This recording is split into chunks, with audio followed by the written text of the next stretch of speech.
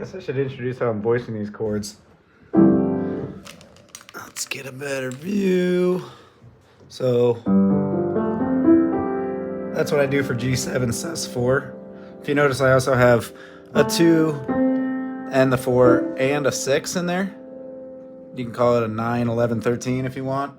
But I'm kind of just thinking like F major 7. See it? On top of a G. I reinforce it with the 5th. You know? And then I just kind of shift everything up a half step for the next chord. And I usually omit the 3rd. And I might like add it later or something. Or I might put them next to each other. It's good to put the 9 on top. Let me take the cork out of this thing. And then you can hear it better. Wow, that's really loud. I usually play with the muffler on.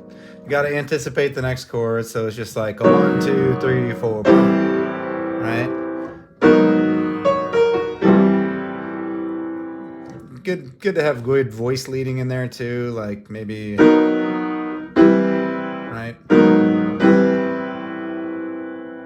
And then think like D flat minor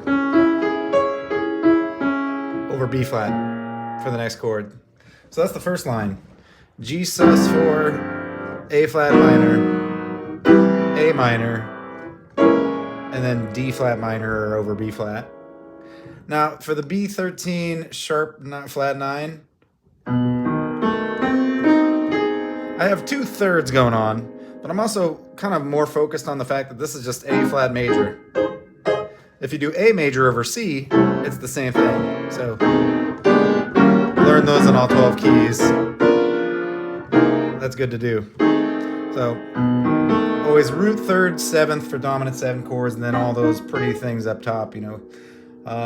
Now B flat minor with a major 7 over C. I like to put a little crunch next to it right there, you know. It doesn't even need a B flat. It really just kind of needs this triad on top of the C. And then E minor, right? For the D flat minor 7 flat 5.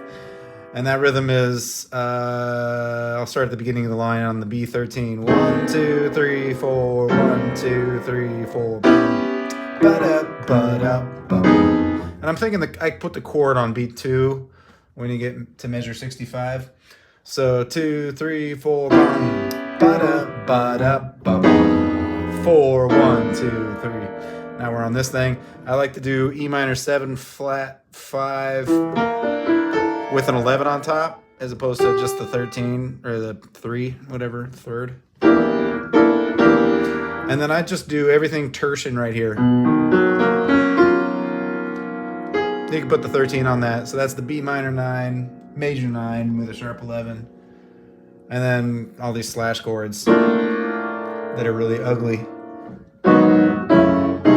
Now for those, root position all the way down, right? Root position all the way down. Jimi Hendrix chord. Now you can keep these 2 and even that one if you want, and just add the C sharp or the D flat when you get to the B9 chord. It's a tritone sub, right? F7, B7, F7, B7, F7, B7. And then kind of like the last slash chord, but it's important to know the difference between the 2, right? A over B flat over A. They're very different in a lot of ways. This is more of a B flat diminished chord with a major 7, whereas this is just like a really ugly dissonant piece of garbage. So I like these more. Just goes down a half step. Got to hit it on beat 2. Next line, the last one that's not written out. Same chords again as before. Yeah. Okay, there you go.